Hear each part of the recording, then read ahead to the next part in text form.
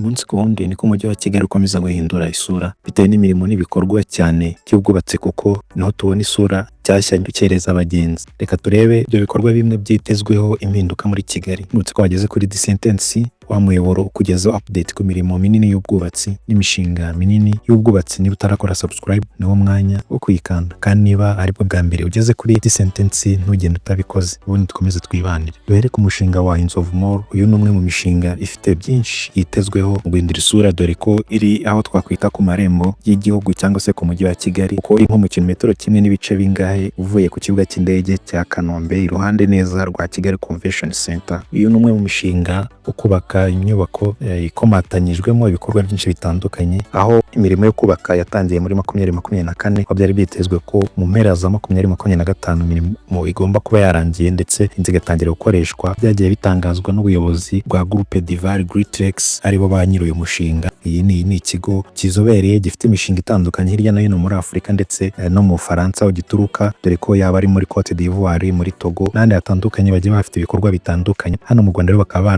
baje kubaka cyangwa se baje kwashora imari, bagashora imari mu mishinga wo kubaka nk'uyu nguyu wa Inzovu Mall, umushinga wa mixed use. Bakaba bari baratangaje ko uno mushinga ugomba gutangira gukoreshwa cyangwa se izi nzu utangira gukoreshwa muri 2025, ariko nk'uko muri kwibona buri wese ari kubona ko hakiri byinshi bikiri gukorwa cyane ibijyanye n'imirimo twakwita ya finissage cyangwa se imirimo ya nyuma y'amasuku, dore ko ari bimwe mu mirimo itinda. Mu mirimo yo kubaka ni imwe mu mirimo itinda, gusa ishusho yari ku bishushanyo iyo yamaze kugaragara, kuko ubwiza bwo hejuru urabona ko burigaragariza buri wese aho waba uri hose muri Kigali. Uhita ubona iyi nyubako kuko iri iruhande neza rwa Kigali Convention Center, aho uherereye hose ureba Kigali Convention Center. Ni inyubako ubasha kuba wayibona ubwiza bw'amarangi yayo, ibirahure, uburyo architecture yayo imeze, ubona ko ari isura nziza igaragara nk'uko yarateganyijwe mu shushanyo, ukaba uyibona aho waba uherereye hose muri Kigali.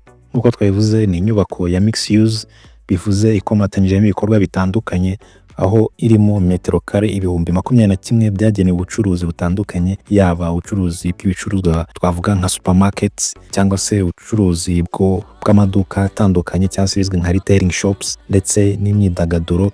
Igice cyagenewe imyidagaduro ariho twababwiye hari kubakwa icyicungo kinini cy'ubukerarugendo. Nk'uko bari batubajije aho imirimo yo kubaka ino Kigali Skywheel igeze, bakubwira ko imirimo yabanje ari imirimo yo kubaka ahagenewe ibiro bya management ya Kigali Skywheel. Ubwo hagomba kujya hakorera abakozi bashinzwe kugenzura, bashinzwe kwita kuri no Skywheel cyangwa se kino cyicungo, ndetse naho kwakira abazaba baza baje kukigana, baje kuhakorera tourism cyangwa se ubukerarugendo, aho bazajya bakirirwa, aho bazajya bafashirizwa. Izo office rero zamanje kubakwa. Iyi nyubako twavuga ko nayo iri mu cyiciro cy'amasuku, imirimo yo gusoza cyangwa se imirimo yo kwatunganya kugira ngo hase neza, kubaka aho byararangiye, ugisigaye no kutunganya neza iyo nyubako.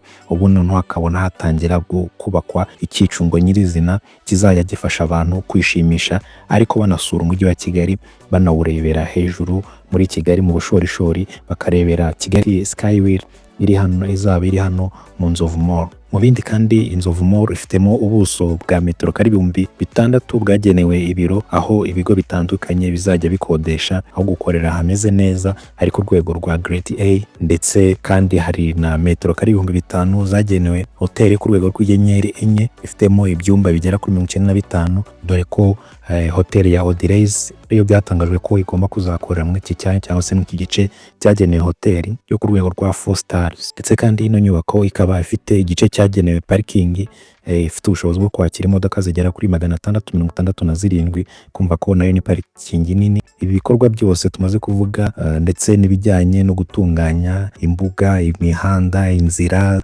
n'ibindi byose bizajya bifasha abagenda ahangaha, byose bikaba biri ku buso bwa metero kare zigera kuri 40,000.